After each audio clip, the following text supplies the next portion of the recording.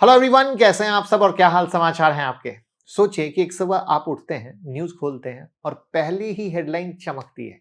भारत की जीडीपी 8.2% पहुंच गई। पूरा देश खुश, सरकार खुश, इकोनॉमिस्ट खुश, राइट। और जिस दिन ये न्यूज़ आती है उस दिन मार्केट भी खुश, 26,300 नया ऑल टाइम हाई बनाता है।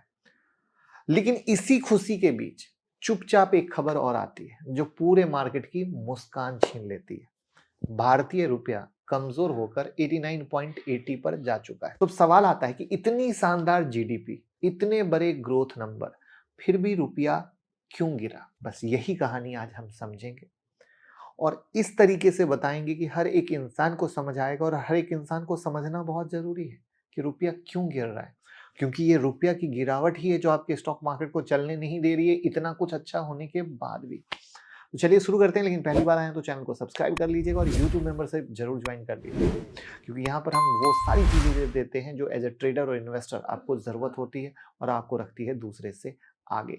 मैं खुद ट्रेडर हूं, तो जो चीजें मैं करता हूं वो सब चीजें यहाँ पर बताता हूं। Good news, after a long time आप लोगों की डिमांड पर 7 दिसंबर को रात में 9 बजे होने जा रहा है एक धमाकेदार इंट्राडे और स्विंग का सेशन, जिसकी कॉस्ट है सिर्फ 59 रुपीज़।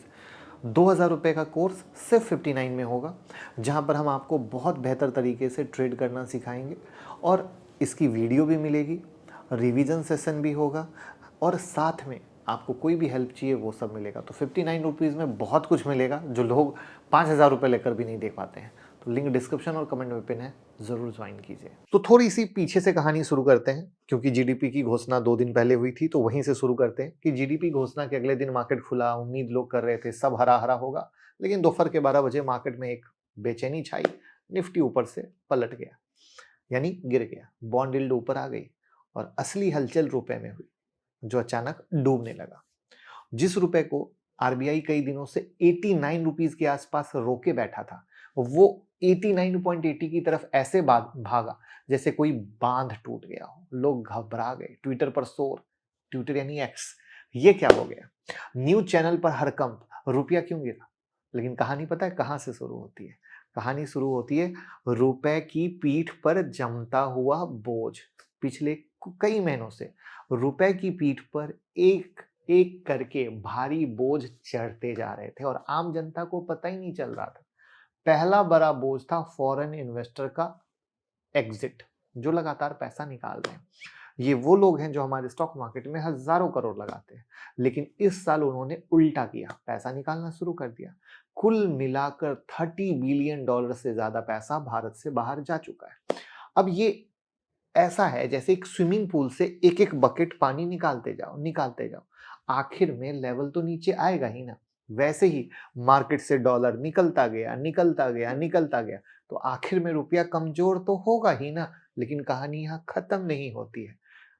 उसकी पीठ पर दूसरा बोझ था, जिसे आम आदमी तो क्या, न्यूज एंकर तक नहीं समझते हैं और ना बताते हैं ना बात करते हैं। वो है NDF market, non deliverable forwards. ये एक अंतरराष्ट्रीय मार्केट है, इंटरनेशनल मार्केट, जहां बिग ग्लोबल इन्वेस्टर रुपए की फ्यूचर कीमत पर दाव लगाते हैं, बिना इंडिया में कदम रखे, बिना असली रुपए को छुए। और मंडे को इस एनडीएफ मार्केट में बहुत बिग बिग कॉन्ट्रैक्ट मैच्योर हुए और जैसे ही सेटलमेंट का टाइम आया, डॉलर की डिमांड आसमान पर चली गई। एनडीएफ में किए गए डील को पूरा करने के लिए बिग क्वांटिटी में असली डॉलर चाहिए था, तो डॉलर की डिमांड बढ़ी, रुपीस की सप्लाई मार्केट में बढ़ गई। और जब डिमांड सप्लाई ऐसे उल्टा हो जाता है तो रुपीस और गिरता है और गिरता ही चला जाता है। अब आग में घी का काम हुआ। कैसे, एक और मतलब मैं वन बाय वन बर्डन बता रहा हूं, तो एक और बर्डन है। इंडिया एक इंपोर्ट हेवी देश है, ऑयल, चिप, मोबाइल, इलेक्ट्रॉनिक्स सब कुछ डॉलर में आता है। तो सोचिए कि मार्केट में डर फैला कि रसिया शायद सस्ता क्रूड देना बंद कर दे, या कुछ लोग कह रहे थे कि अब अमेरिका से क्रूड लेगा तो महंगा क्रूड खरीद के आएगा। तो इंपोर्टर्स ने पहले ही एडवांस में भारी मात्रा में डॉलर खरीदना शुरू कर दिया कि कहीं बाद में महंगा ना पड़ जाए, और इस डर और डिमांड ने रुपए को और नीचे धकेल दिया। तो ये भी एक बड़ा फैक्टर है। अब आती है आरबीआई की लड़ाई। ये फाइट बहुत लंबी थी, लेकिन अब यहाँ आरबीआई की एंट्री होती है। आरबीआई पिछले कई हफ्तों से अरबों डॉलर बेचकर रुपए को रोका हुआ था, लेकिन जेपी मॉर्गन ने साफ कहा आरबीआई ऐसा लंबा समय तक नहीं कर सकता क्योंकि मार्केट की फंडामेंटल डिमांड बदल रही है। आरबीआई दिन में 3 बार तलवार चलाए लेकिन सामने दुश्मन 10 दिशा से हमला कर रहा। कौन? एफपीआई का आउटफ्लो, एनडीएफ का settlement, import dollar demand, trade deficit, US tariff, China से महंगा इंपोर्ट। अगर इतना सब कुछ आके गठबंधन बना ले तो आरबीआई भी बेचारी अकेली क्या कर पाएगी? समझ पा रहे हो? इसके बाद आता है अर्निंग का झटका। कहानी में अब आता है एक और ट्विस्ट। दुनिया भर के इन्वेस्टर एक बात से सुपर डुपर कंफ्यूज्ड है। इंडिया की जीडीपी 8.2% से बढ़ कैसे रही है? क्योंकि कंपनियों का प्रॉफिट तो सिर्फ 4 से 5% बढ़ रहा है। तो ये मिसमैच एक डर पैदा करता है। तो फॉरेन इन्वेस्टर कहते हैं ग्रोथ तो है लेकिन प्रॉफिट नहीं। दैट मीन्स स्टॉक प्राइस बहुत महंगे हैं और अर्निंग स्लो है, तो हमको इधर को पैसा नहीं लगाने का है। तो जब ये लोग पैसा नहीं लगाते हैं तो डॉलर नहीं आता है, तो रुपया गिरता है। पूरा एक एक इकोसिस्टम समझने की कोशिश कीजिएगा, कोई आपको इस तरीके से इकोसिस्टम एक एक पॉइंट से नहीं बताएगा। अब आता है नेक्स्ट पॉइंट एआई स्टॉक का। अब एआई स्टॉक की बात करें तो आज भारत में इस तरह की कोई ऑफिशियल कंपनी नहीं, और ग्लोबल इन्वेस्टर आज के डेट में क्या खरीद रहे हैं? सिर्फ एआई स्टॉक। एनवीडिया हो, टीएसएमसी हो, कोरियन जाइंट हो, अगर हम ताइवान की बात करें तो वहाँ की चिप कंपनियां हो, यूएस टेक कंपनियां हो। लेकिन हमारे पास अभी कोई भी बिग एआई लिस्टेड कंपनी नहीं है। हमारे पास सेमीकंडक्टर जाइंट नहीं है।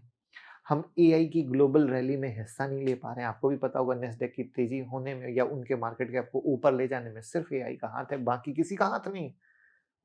तो इन्वेस्टर वही पैसा लगाते हैं जहां ट्रेंड हो, ट्रेंड एआई, इसलिए पैसा भारत से बाहर जा रहा है। करेक्ट। अब आता है ट्रेड डेफिसिट का बम फूटना अक्टूबर में।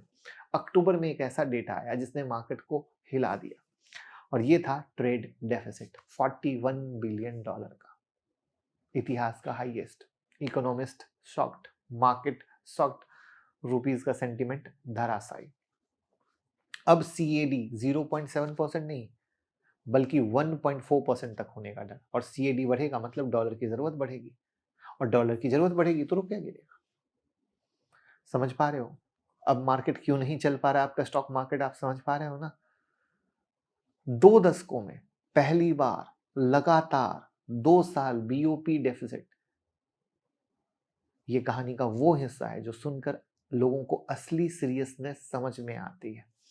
1991 क्राइसिस के बाद इतिहास में पहली बार भारत लगातार दूसरी बार बीओपी डेफिसिट में जा रहा है। मतलब जितना डॉलर आ रहा है उससे ज्यादा जा रहा है। और ये क्या हुआ?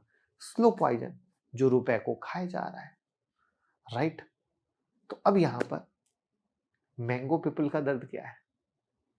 देखिए, अब ये पूरा इकोनॉमी स्ट्रॉन्ग जो है ना, आम लोगों की पॉकेट पर असर पड़ता है। कैसे पड़ता है? अगर ऑयल महंगा होगा तो पेट्रोल डीजल ट्रांसपोर्ट महंगा होगा, इलेक्ट्रॉनिक्स महंगे होंगे तो फोन लैपटॉप टीवी महंगे होंगे, कंपनी की लागत बढ़ेगी तो महंगाई बढ़ेगी, महंगाई बढ़ेगी तो खपत कम होगी, खपत कम होगी तो ग्रोथ को हर्ट होगा। तो ये चेन रिएक्शन बन जाता है जिससे पूरी इकोनॉमी दबाव महसूस करती है। हाँ, एक्सपोर्टर को फायदा होता है, राइट। लेकिन आम आदमी कौन है? वो तो सबसे ज्यादा है, उस पर सबसे ज्यादा मार पड़ती है। और इसीलिए लोग कहते हैं कि ये जो जीडीपी का आया है ना, हम विश्वास नहीं करते, हम मानते नहीं है। आई बात समझ में? इसीलिए सोशल मीडिया पे सबसे ज्यादा मार फंसी पड़ी है, और इसीलिए रुपया कमजोर होने के कारण आपका स्टॉक मार्केट नहीं चल पा रहा है। तो सवाल है ये है कि अब रुपया और कितना गिरेगा? क्या ये बॉटम है या क्या है? तो देखिए, गोल्डमैन सैक्स, मॉर्गन स्टैनले, कई एक्सपर्ट कह रहे हैं कि रुपीज अंडर वैल्यू है और इंडियन इक्विटीज अट्रैक्टिव है। बड़ी गिरावट के बाद बिग अपॉर्चुनिटी जोन आता है। जैसा बोलते हैं ना, सूरज उगने से पहले अंधेरा होता है। तो कई संकेत ऐसे दिखा रहे हैं कि ये फेज कन्वर्जन पॉइंट बन सकता है। ध्यान से सुनिएगा, कन्वर्जन पॉइंट। अब आज जो हम देख रहे हैं ना, वो एक करेंसी का फॉल नहीं है बल्कि वो एक बदलाव के संकेत है। राइट। अब कहोगे ये कौन सी आपने सिक्सर लगा दी? तो देखिए, इंडिया को बेटर ट्रेड डील की जरूरत है, स्टेबल ऑयल सप्लाई की जरूरत है, स्ट्रॉन्ग एफपीआई फ्लो की जरूरत है जो पैसा आए, ठीक है, एआई टेक्नोलॉजी बेस्ड इकोसिस्टम की जरूरत है, हायर कॉर्पोरेट अर्निंग की जरूरत है। जब ये चीज होगी तो रुपया मजबूत होगा, राइट। नहीं होगी तो मजबूत नहीं होगा। और याद रखिए, करेंसी कभी स्टेबल नहीं रहती है, उसकी गिरावट भी साइकिल है, उसकी वापसी भी साइकिल है। आज रुपया दबा है, लेकिन भारत की ग्रोथ स्टोरी अभी भी जीवित है। और जब अर्निंग इंप्रूव होंगे, ट्रेड डील फॉरवर्ड होंगे, ऑयल की क्लैरिटी आएगी, रुपया भी शेर की तरह उठेगा, जिसे सिर्फ एक लंबी नींद की जरूरत थी और बस जागेगा। और वो जब जागेगा, जो चीजें क्लैरिटी आएंगी, तो फिर स्टॉक मार्केट भी शेर की तरह दहाड़ेगा, जो दहाड़ने के लिए वो वेट कर रहा है, क्योंकि रुपया लिटरली काफी कमजोर हो चुका है। तो यहाँ पर ये सारा देखिए कैसे इकोसिस्टम एक दूसरे से सेट हुआ, किस तरीके से एक दूसरे से सिंक है। इसी को बोलते हैं माइक्रो मैक्रो फैक्टर। और ये माइक्रो मैक्रो फैक्टर जब आप समझते हैं, तभी आप स्टॉक मार्केट में ट्रेड कर पाते हैं, चाहे वो इंट्राडे का हो, चाहे स्विंग का हो, चाहे पोजिशनल का हो, चाहे इन्वेस्टमेंट का हो, राइट। अगर आपको ये सीखना है तो 10 दिसंबर की हमारी स्टॉक मार्केट क्लास ज्वाइन कर सकते हैं 9708094321 पे कॉल करके, जहां technical analysis, smart money, micro macro, जो हिंदुस्तान की पहली ऐसी मास्टर क्लास है जहां टेक्निकल के साथ ये सिखाया जाता है, हैंड होल्डिंग सपोर्ट दिया जाता है, रिवीजन क्लास दिया जाता है, लाइव क्लास होती है, वीडियो भी मिलता है, अनलिमिटेड बेनिफिट है। तो कॉल कीजिए और टीम से बात कीजिए 9708094321। Thank you. आप डीमेट या क्रिप्टो में अकाउंट हमारे साथ ओपन कर सकते हैं, लिंक डिस्क्रिप्शन में है। क्रिप्टो में अकाउंट ओपन करने पर अनलिमिटेड बेनिफिट है, आप गूगल फॉर्म भर दीजिएगा। आप YouTube मेंबरशिप जरूर ज्वाइन करें, आपको रखेगा दूसरे से आगे। और मोबाइल ऐप पर 25 वीडियो फ्री है, उसका यूज करें। और साथ में टेक्निकल एनालिसिस या फंडामेंटल एनालिसिस कुछ भी सीखना है, वो कोर्सेज भी आपको मोबाइल ऐप पर दिख जाएंगे, जिसको खरीद सकते हो आप।